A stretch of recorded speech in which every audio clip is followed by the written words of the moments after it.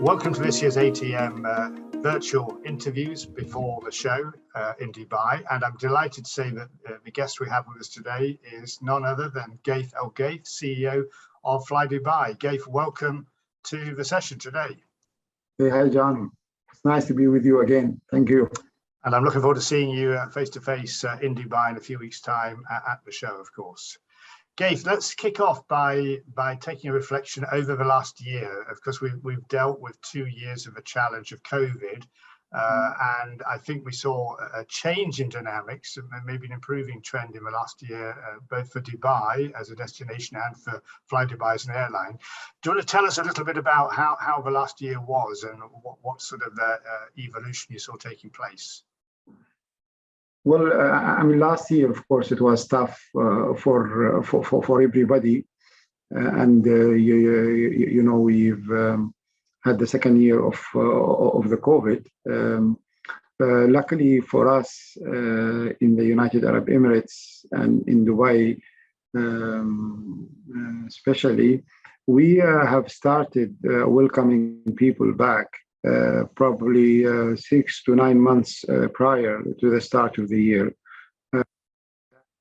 We really had a very, I would say, steady way of dealing with bringing people back, and better prior how our government has dealt with the pandemic.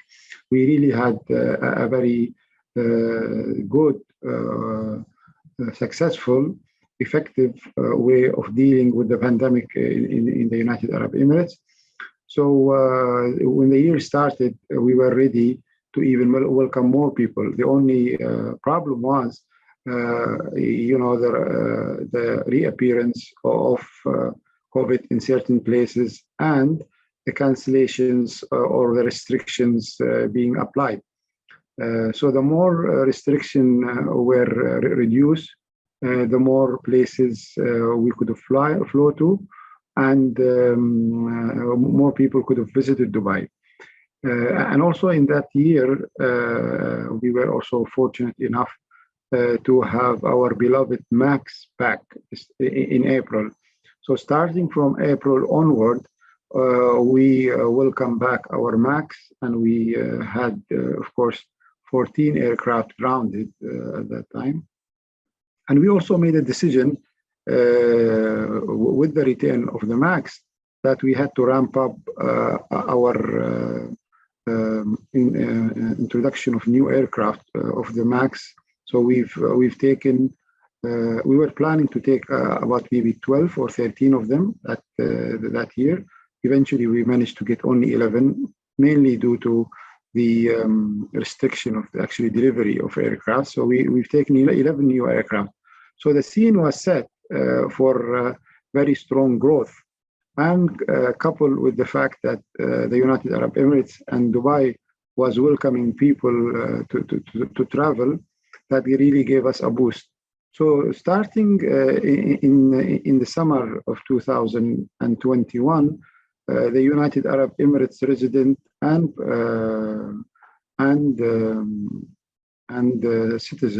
citizens, they were allowed to go to lots of countries. So we made sure that our schedule reflected all the places that they can go to.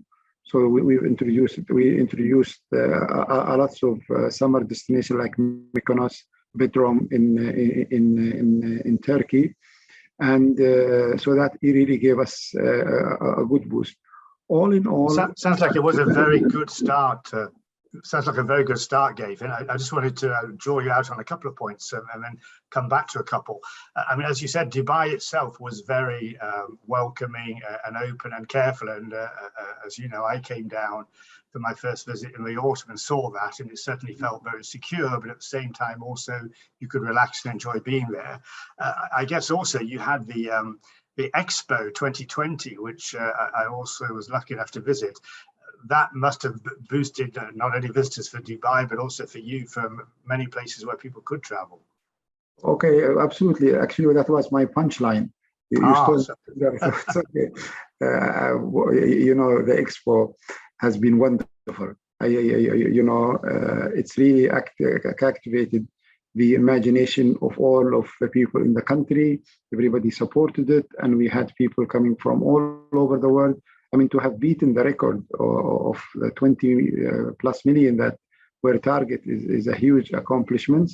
And we really felt that in terms of the visitors and the bookings and the business that we have seen, and the Expo, beauty of Expo is not what Expo have done for us now, is what Expo will do for the country in the immediate future and in the long term. So that's definitely something that would help us in the future, as much as it also helped us during the 21 season. So I was just going to add on that also, that year we've launched, we've taken, as I said, 11 aircraft, and we launched 22 new destinations in the whole of the year. And for us, the point was, we have been agile enough as a company to be able to react to the changes, and quick enough to add capacity. And that's what was the main reason that we were successful. But the big reason was the United Arab Emirates, Dubai, and Expo. Absolutely. Yeah, certainly a much more encouraging outlook as we see right now. And I think what you said there, Ghaith, in terms of that development reflected in your results, because like everybody, you had lost money in the previous year, like every airline around the world, but you returned to a significant level of profitability. And that was in a year when, as you said, you were developing new traffic, you were getting the MAX back into service, but the profit was, if I'm not mistaken, $229 million, which is a significant figure. Yes, for us, this was our best result ever. And again, the main factor, as I explained, especially on the last half of the year and the last quarter, we saw a number of flights. Actually, by December of 2021, we were actually operating 13% more flights than we were doing prior to the COVID. And then also we had a healthy loads, and the yield also was very strong. So this is where it was reflected on our profit. And the main things, as I said, the UAE, Dubai, Expo. Yes, as you said, I noticed that your load factors were going in the right direction, up close to 70%, and even average prices, people seem to be willing to pay more to travel. And would you say you really experienced a lot of pent-up demand? You talked about, the population of Dubai, which of course is very diverse, people wanting to travel. I guess that really was a major boost. People couldn't wait to get traveling out of the country as well as tourists coming in. For sure, in the summer of 2021, it was the pent-up demand in the UAE travelers who wanted to travel, and then in the winter, all of these people who wanted to visit the UAE, there is a huge pent-up demand, and Dubai was the only show in town, and that what really helped drive the traffic. If you were here with us in Dubai, you would have seen most of the hotels had record numbers of guests and revenue for the year. And this is why, it gives us confidence that our location, the United Arab Emirates and Dubai, is coming up to a huge expansion. And with the Expo promoting the country, I think looking forward for this year, which we already had first few months passed, is very, very, very strong. And I think the rest of the year and the next few years, the United Arab Emirates and Dubai will be very strong. And Dubai has proved itself to be resilient over a number of different challenges, which we've seen around the world, sadly, in the last few years. Right now, of course, we have two challenges again. We already had seen that fuel prices were on the rise over quite some period of last year, and that's something you can't avoid as a cost. And now we have, although COVID itself is not by any means completely over, we also have the challenge of a geopolitical situation in Ukraine. How can you just give us some flavor on how both of those two elements affect you? Fuel is an obvious one, but in terms of network and routings with regard to the conflict situation. Well, with regard to the fuel, it's a huge problem, and especially the fact that this happened so suddenly, and you could not even react and hedge. And now, of course, you can hedge, but it becomes very vulnerable. You never know if the price is going to go down, and it's difficult a call to make. And if it maintained for a long time, it would really be very negative, not only for us, but for the rest of the world, because it will rise inflation, and definitely it's always people would save the money that they don't have to spend, and sometimes not everybody wants to travel or can afford to travel. So that's moving forward will be a huge issue for us. The geopolitical issues is also, of course, affects us. You know, we have lived in a region that always experiment geopolitical issue. This one is a little bit worse because it's huge, and we pray that it will be resolved very soon. It had, of course, an adverse effect on all of us. Now, we certainly all hope that we get a calm solution to that as soon as possible. Just wanted to reflect back, given that nature challenge that you describe, particularly with fuel prices, and you mentioned already the successful return to service of the MAX. Tell me a bit more on the MAX. Number one, it's a more fuel efficient aircraft, so it must be in some ways a relief, at least to have that aircraft coming in now, being able to carry passengers at a more economic cost. And tell us also about the ability to bring that in with confidence with your own team and passenger acceptance of the MAX. Well, first of all, the MAX, yes, we've already seen the double-digit percentage improvement in efficiencies of fuel. And as you rightly said, John, it really now it's the best time to have the MAX, and that's why, you know, our decision was to get as many aircraft as possible. We've got 11 last year, and in this year we are getting something like 23 of them new into the system. So we are very comfortable, very proud of that. The issue with the MAX grounding and the way it has been dealt with comprehensively by not only Boeing, by all the authorities all over the world, it has given a lot of people confident that this aircraft has been now regulated in terms of checking. So we've experienced very little on adverse reaction from people for the MAX coming back. And for the MAX also,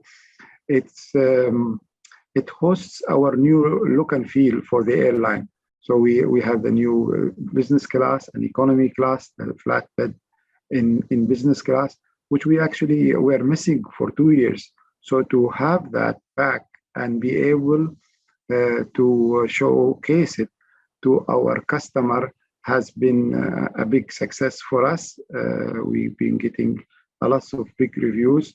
Actually, John, a lot of people will say, is this flight the MAX? I want to take that flight because of the product that we have on board. That's interesting, and that makes me think of another question I have for you, Ghaith. I mean, you introduced that flatbed business class concept even on the 800s, and as you said, improved and new seating on the MAXs. I've often debated with you and your team, you know, is this the right thing to have a fixed cabin business class product and of a very high quality? But what I saw also in your reporting in the last year is enormous increases in take-up of the business class product, in particular markets around the network. And I wonder if that's something you expect to continue for the future, because one thing that's come out of COVID is more people are concerned about space on flights, not just from a comfort point of view, but just wanted to feel that sense of space for people when traveling. What is your feeling about that for the business? No, definitely. You know, because of COVID, you have to understand or you have to take all the results that you currently see and try to pick them in part and then decide, is this a one-off things? I mean, when you said the yield is high because there is shortage of capacity, because high load in business class, yes, people are now trying to utilize more space to feel more comfortable. So we are trying to get to the bottom of that and understand, is this a permanent thing that we are seeing? But we believe very confidently in the product because of the fact that it is so good versus what we had before. And we should remember also in the United Arab Emirates and the complexity of the people that we serve across the nation, across our region, there is a good business class load. Also, we should also say that our code-share arrangement with Emirates, with this kind of product, we close the gap as far as the product concern between the Emirates and our gap. Still there is a gap, but not as much as it used to be. So this also gives us another dimension, and it has been also a good dimension for our business. Actually, on that front, the rapid growth that we have seen, we are actually now experimenting numbers even better than what we had on the code share before the COVID situation. So that's another positive bit of news, yeah. Yeah, and I wanted to ask you about that, and effectively you confirmed that partnership is still growing strongly, and as you say, you can match the product at the premium end as well as in the economy seating end. Not match the product completely, close the gap. Yes, absolutely. And another factor in terms of the business class, which maybe it's easy for somebody like myself here in Europe to forget. Many airlines flying out at narrow-bodied aircraft in Europe are flying them on maybe 1 or 2 hour flights. I mean, you have those flights, but a lot of your flights are 4 or 5 hours in length, and indeed you've got more capability to go far now with the MAX. So the longer you fly, the more business class is appreciated by many passengers as well. Absolutely. And just a question in terms of coming back to full strength and future growth, Ghaith. And again, I'm coming from something I see happening a lot here in the European market currently. Many airlines and indeed airports are struggling to get staff back on board. We've seen a lot of media coverage of airports, for example, in the UK and other parts of Europe, with big queues of people, airlines having to cancel flights because they've either not been able to recruit enough people to meet the demand, and COVID has crept in with the current variant causing higher sickness. How have you managed there? I think if I'm not mistaken, you already tried to keep more of your team on board, as many as you could, even in the most difficult times. Has it been easier for you, or is that a challenge you're also having to navigate? No, we've managed well. I mean, the first issue we did well for keeping our staff. Actually, John, when this COVID happened, we put on the table an offer for the people who unfortunately we had to do without in the beginning of the COVID. So the option was to receive whatever settlement is contractually applicable to them, and an option for them to remain part of Fly Dubai and take an unpaid leave for a year, and of course extended to an extra year, and we would pay their insurance, tickets to go back home, and then they can stay in Dubai if they want it, and even if they find a job, we had no issue with that. We were very happy, surprised that 97% of the people actually took that unpaid leave. So what we had a lot of people who continue to be on our paycheck or on actively our staff. So to bring them back, it was very, very easy. And because we had a plan as a company to take so many aircraft, as I mentioned before, 11 last year, 23 this year, we already know that there are incoming flights. So we had to start recruiting process earlier And the third point is that the success of the United Arab Emirates dealing with the pandemic, and Dubai especially, everybody now wants to come and live in the United Arab Emirates and work for us. So we had no problem at all. I can confidently say we have not canceled or delayed a launch of any flight now and in the near future because of shortages of staff. Oh, that's a really positive position to be in, and foresighted to take that approach that you did to maximize the number of people still around and now coming back. If we look also a bit further ahead, Ghaith, in terms of growth, you're going to go beyond the fleet of, I think, around about 60 aircraft you have now. You had a big order, which you slightly revised down, but you still have a big order book ahead. Do you envisage, broadening the reach of Fly Dubai to maybe markets not yet tried? And again, particularly thinking that the MAX can fly with a full load quite a bit further than the 800s could. We have the Dash 10 that we can still deploy, and we continue to look at other aircraft and what is available. We are in a very unique position where we can actually take more aircraft, because by adjusting our order book in the near future, now we have the opportunity to take even more aircraft. We're trying to understand what's available. And as far as the demand is concerned, I think if we can live off the existing network range with the kind of demand that we feel is coming for the United Arab Emirates and Dubai, we will be all right. We don't have to really go further, honestly, because, as I said, the United Arab Emirates and Dubai will become more and more popular, and this will strengthen our business. Our business is always stronger when we are carrying point-to-point business. Our business is always stronger when we don't have to fly longer distance. The shorter, the better, because the aircraft are more efficient. Absolutely, that makes sense. And you mentioned, even the network as it stands, you talked about quite a substantial number of new routes that you launched last summer. And many airlines talk about agility, and there's been a lot more testing and entrepreneurship. I find it interesting that you launched, as you said, a number of new destinations into Europe, like Santorini, and not one I would have imagined. And now you're going to start, for example, Pisa this summer. I found that a very interesting development, but it is really a dynamic approach to using those very important John, as I said, assets. You is one of the few people who've lived through the evolution of the product of Dubai. And I can tell you now that as far as attracting visitors to Dubai, now you are looking at the Pisa of this world, the smaller secondary cities, and they are all real. This is not the first time we have taken the secondary airport and flow them in Europe.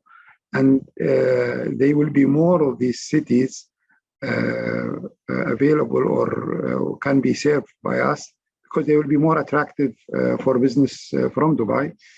And then the Dubai population, the more it increases, and we have a very strong mid-class residents who would take trips more often than the other end of the scale of the type of people who live in the country. More people will travel, and that's why we can feel that many secondary airports in Europe and in the region, when open, they will be attractive to connect to Dubai. Oh, absolutely. And you mentioned also about extending population in Dubai. I was going to ask you about DWC, Dubai World Central. You're going to be using the airport, transferring some routes this summer as the runway maintenance work gets underway again at Dubai International. But one thing that struck me when I was out in the autumn with visiting you and visiting the air show and getting on the metro, watching from the metro, going out to the Expo, as someone who has seen Dubai from the outside over many years, I was getting confused about what I was seeing, because I could see more urban centres. And I thought, well, this isn't Dubai, where's this? And then thinking, oh, this is Dubai Marina. And then, of course, you now have Dubai South developing. So for people who are maybe not so familiar with Dubai, as you said, it's really developing in geography and population. And that second airport is going to be more and more important to the country and indeed to your development, I would imagine, for the future. No, for sure, for sure. The Dubai growth in terms of population and geography is moving toward the south of the city. And I mean, I am, of course, born, lived in Dubai sometime. When I go to that part of Dubai, thank God for Google. I would not know how to drive around. And it is growing very much. And that's why, you know, the Al Maktoum airport, it will be very important for us in the future, and it will be part of our growth strategy. Absolutely. And in terms of the product style, on board and surrounding the onboard product, any new developments that you're planning there, Ghaith? I mean, one thing you already use is quite a lot of digital in terms of passengers being able to buy products and in-flight entertainment and so on. Well, you know, our biggest development, as I said, we are getting more of the MAX, so the aircraft will be a better comfort. We are flying to many new destinations, so we are giving the people more exciting places to go to, and continuing, you know, the service that we try hopefully to represent the Fly Dubai brand and giving the people experience, to connect them with places that they probably never thought that they can fly to. Absolutely. And just looking more broadly, Ghaith, just if you could give us your reflections on the state of the industry, you know, coming out of COVID, hopefully, the challenges we already said, the backdrop of the geopolitical tensions, which is not something unfamiliar in the Gulf region. How do you see the industry progressing? Do you think we're going to see more consolidation, different business models, and what might that mean for us all for the future of air travel? Well, again, you know, I'm very optimistic about the future, and especially the nearby future, because we can see the bounce back and then the return of the traffic. Still, I think we have to be very realistic. We don't know how COVID would change people thinking. You know, we had that session during the Dubai Air Show about how people will be, and are they going to be traveling again, and is business class or the business travel will go away? We still don't know that, so we have to be very careful. And I think the biggest concern that we have right now, the rising fuel cost, I think that's definitely going to affect the business, and will affect the money, disposable income that people have to travel. So that will be a huge dent in the projection for the future, as we saw it a few months ago. And we'll have to watch what will happen in the next few months to see how long this will affect us. If it is a long term, if it stays for longer term, definitely this will affect the business adversely, and that maybe some companies will need to consolidate and go out of business, because for this type of fuel prices, it's not sustainable. Certainly, it's a big and unknown scale of challenge, isn't it? We have to manage. Ghaith, we do just have a short time today for this particular conversation, so I'd just like to close it by asking you just a couple of personal reflections. And I think I've asked you something about this before. I mean, you have been with Fly Dubai as its leader since inception. We've talked before about several challenges that you've had to face. What are your reflections at this point in time about meeting challenges? I mean, you've just won CEO of the Year award. I should congratulate you on that. And perhaps that is partly reflecting, if not significantly, the fact you have had to get through challenges and you've managed to do it successfully. Are you ready and willing is perhaps not the right word. I know you're willing, realistic about facing more challenges in the future? Yes, without challenges, somehow it's fuel our ability, and all of the success that we had is that because you go through these challenges, you learn from them, and we live in a place it's continuously developing and evolving. So for us, it is always a pleasure to serve and a pleasure to work. And the thing that makes us more successful is the team that we have. I am proudly now part of a team in Fly Dubai, core business and staff that have been together for the last 13, 14 years. And it is that togetherness that we have that gives us the ability to face any challenges. Nobody wishes to face a worse situation. But I think based on our experience and the team that we have, we are up to any challenges God may throw at us. Well, it's very good to hear, Ghaith, and I'm not at all surprised having got to know you over these years. I'd like to thank you very much for your time today. It's been both interesting and insightful, and I'm always enthused to watch the progress of Fly Dubai, which you lead. I look forward to seeing you in person at the ATM this year. So thank you very much today, Ghaith Al Ghaith, CEO of Fly Dubai, and thanks very much to all of you who've watched the session. That's over and out from me, John Strickland. Thanks a lot. Thank you, John.